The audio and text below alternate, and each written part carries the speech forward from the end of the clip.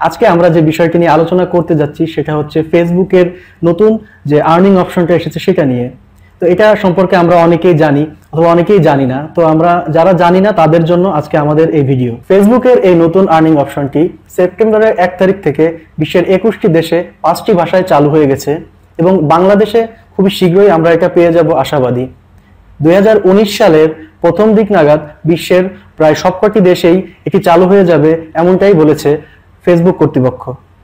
তবে শর্ত হিসেবে থাকছে অবশ্যই ইউনিক কন্টেন্ট হতে হবে, কোনো রকম কপিরাইট করা যাবে না। এবং কপিরাইটের ক্ষেত্রে ফেসবুক নিজস্ব কপিরাইট ম্যানেজার দিয়ে দিবে, যেটা থেকে আপনি সহজেই কপিরাইটগুলো মার্ক করতে পারবেন। এবং কয়েকটি কপিরাইট যদি আপনার চ্যানেলে অথবা আপনার ভিডিওতে চলে আসে সেক্ষেত্রে আপনার মনিটাইজেশন বন্ধ হয়ে যাবে। আপিল করার সুযোগ থাকছে মাত্র একবার, আর এই একবারে যদি আপনার আপিলটি রিজেক্ট হয়ে যায় সেক্ষেত্রে দ্বিতীয়বার আপিল করার কোনো সুযোগই এখানে থাকছে না। সেক্ষেত্রে ইউনিক কন্টেন্ট আপনাকে অবশ্যই চুজ করতে হবে। এবং ইউনিক কন্টেন্ট বলতে বর্তমানে ফেসবুকে যে লাইভ অপশনটি আছে এই লাইভ অপশনটি আপনার জন্য একটা ইউনিক কন্টেন্ট হতে পারে, কারণ আমরা অনেকেই বর্তমানে ফেসবুক লাইভটা ইউজ করে থাকি। তো যারা ফেসবুক লাইভটা বেশি ইউজ করেন তাদের জন্য এটা খুব বড় একটা অপরচুনিটি। তো এবার আপনাদের বলবো আর্নিং এর ক্ষেত্রে ফেসবুকের দেওয়া নিয়মাবলী।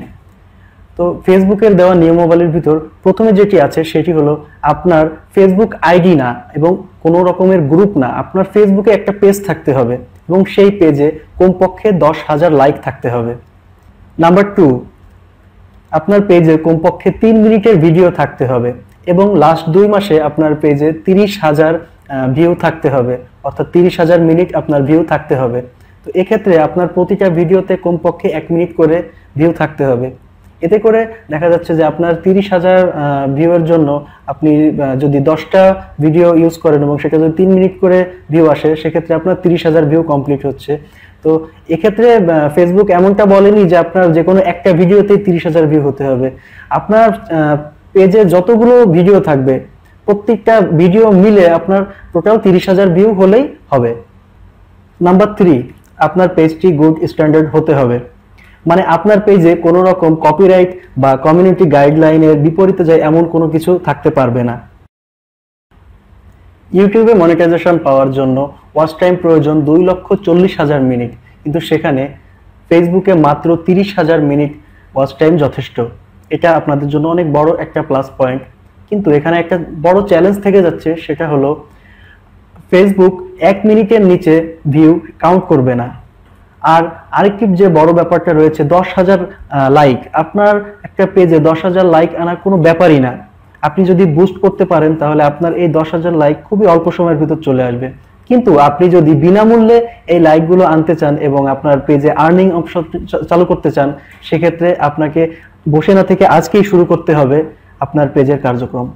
ভিডিও তৈরির ক্ষেত্রে ফেসবুক অনেক বাধ্যবাধকতা বেঁধে দিয়েছে, তো সবগুলো এখন আপনাদের বলা সম্ভব না। এর ভিতরে বর্তমানে যে জিনিসটা আমরা বেশি করে থাকি সেটার কথাই বলি, স্লাইড ভিডিও এবং সেটার পিছনে একটা ব্যাকগ্রাউন্ড মিউজিক। এই জিনিসগুলো ফেসবুক কখনোই মেনে নিবে না। আপনার পেজে যদি আপনি স্লাইড ভিডিও ইউজ করেন সেক্ষেত্রে আপনি মনিটাইজেশন পাবেন না, এটা 100% গ্যারান্টি।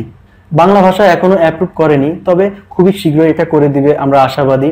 সেক্ষেত্রে আপনি এমন ভিডিও কন্টেন্ট তৈরি করুন যেটায় ভাষার কোনো প্রয়োজনই নাই, অথবা আপনি যদি ইংলিশে পারদর্শী হন তবে ইংলিশে আপনি আপনার কন্টেন্টগুলো তৈরি করতে পারবেন।